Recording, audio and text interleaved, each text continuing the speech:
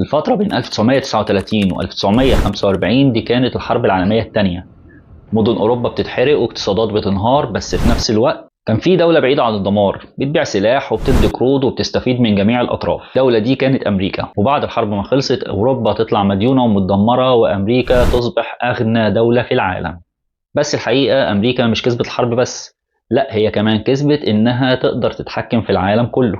لو عايز تعرف ده حصل إزاي كمل معايا الفيديو للآخر عشان نفهم ليه أمريكا قدرت تتحكم في العالم. يبقى لازم نرجع للمشهد من أوله. أمريكا ما بدأتش دولة عظيمة، هي بدأت كمشروع. في القرن ال 18 كانت عبارة عن 13 مستعمرة تحت الحكم البريطاني، وبعدين حصل إعلان الاستقلال الأمريكي. بس اللي اتولد وقتها ما كانش مجرد دولة أعلنت استقلالها، لا ده كان نظام اقتصادي مختلف. ما فيش قيود ملكية وأرض واسعة جدا وناس بتجري ورا الفرص. يعني من البداية اقتصاد بيكبر بسرعة. وبعد الاستقلال أمريكا ما فضلتش واقفة، دي توسعت واشترت أراضي واسعة جدا وسيطرت على موارد ضخمة. يعني الموضوع ما كانش حرية واستقلال بس، لا دي شركة بتستحوذ على قارة كاملة. ونيجي للقرن ال 19 ويحصل نقلة ضخمة جدا. سكك حديد بتتنشئ ومصانع ضخمة جدا وهجرة بالملايين، وأهم حاجة نظام مالي قوي واللي على رأسه الاحتياطي الفيدرالي الأمريكي، واللي يتحكم في الفلوس يتحكم في الاقتصاد. ونيجي بقى للحظة اللي بدأت بيها الحلقة، الحرب العالمية الثانية.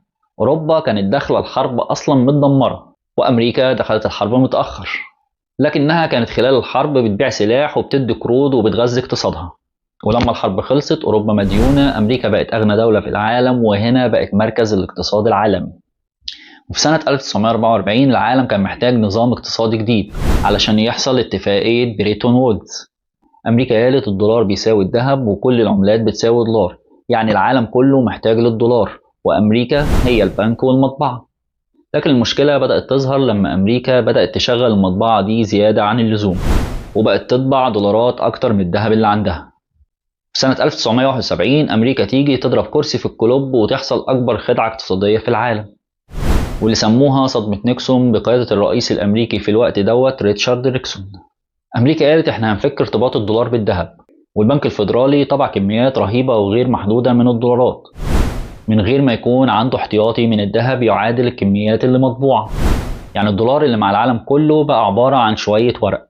المنطق الطبيعي في الحالة دي إن الدولار ينهار وما بيبقاش ليه قيمة، بس اللي حصل العكس. العالم كله فضل يستخدم الدولار وأمريكا بقت أقوى، لأن بعد القرار ده كان لازم أمريكا تلاقي طريقة تخلي العالم كله لسه متمسك بالدولار، عشان في 1973 وبعد أزمة البترول يحصل اتفاق استراتيجي بين أمريكا وبين أكبر دولة عربية ومنتجة للبترول في الوقت ده، واللي هي السعودية. الاتفاق بيقول بيع البترول يكون بالدولار فقط، واستثمار الفلوس في أمريكا، والمقابل حماية عسكرية وسياسية. بما إن السعودية لاعب أساسي فباقي دول الأوبك مشيت بنفس النظام، وبكده البترول بقى مربوط بالدولار. وده معناه إن أي دولة في العالم عايزة بترول عشان تشغل مصانعها وتحرك اقتصادها، يبقى لازم تروح تشتري الأول دولار. طب والدول اللي بتبيع بترول هتعمل إيه بالدولار؟ هترجع تحط الفلوس في بنوك أمريكية على شكل سندات واستثمارات. يعني أمريكا هتبيع الفلوس وترجع تاخدها تاني عندها. يعني ببساطة أمريكا تطبع دولارات واللي تكلفتها عليها سنتات بسيطة والعالم يروح يشتري منها. ولو فاكر إن العالم بيشتري بترول، لأ هو في الحقيقة بيمول أمريكا. ولو بصيت للموضوع من ناحية تانية هتلاقي إن اللي حصل ده مش سحر، ده نظام اقتصادي بسيط جدا بس متصمم بذكاء. عملة العالم كله محتاجها والطلب عليها مستمر، وتدفقات فلوس بترجع لنفس المصدر. من اتفاقية بريتون وودز لحد صدمة نيكسون لحد ربط الطاقة بالدولار، النتيجة كانت معادلة واضحة. اللي يتحكم في العملة يتحكم في التدفقات المالية، واللي يتحكم في التدفقات المالية يتحكم في الاقتصاد. ومن هنا أمريكا ما كانتش محتاجة تبقى الأقوى في كل حاجة، كانت كفاية تبقى مركز النظام المالي. والسؤال بقى هنا، هل الطلب على الدولار هيفضل مستمر ولا ممكن السوق يلاقي بديل؟